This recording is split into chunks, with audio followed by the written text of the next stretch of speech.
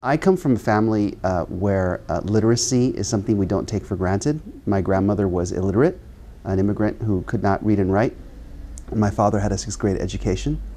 So I grew up valuing books, valuing reading. And reading was always a sacred act in my family. Having said that, I never imagined I could be a writer because I never knew any writers growing up. And it was only after I went to college and became a journalist that I imagined myself writing books. And that was the beginning of my career writing books, was as a journalist who left that profession to write novels. To be Guatemalan in California is almost to be, it's a synonym for servant.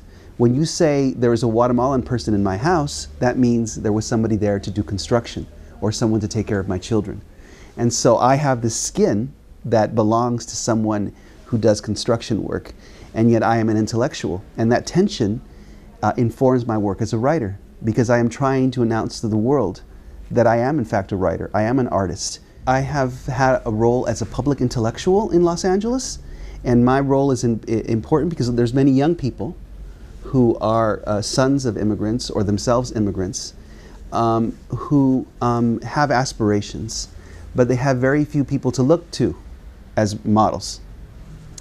And so I know that that's part of my role in Los Angeles, is to say, look, this is what you can be. You can be a writer. You can be a writer who not only writes work about the Latino community, but who aspires to American and world literature, to be part of that.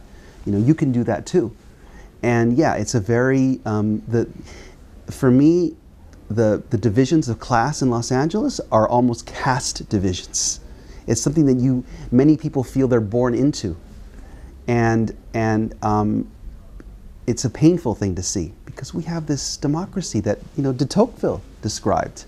This idea of social mobility, that there is these ideas of the Enlightenment that were brought to America that flourished there.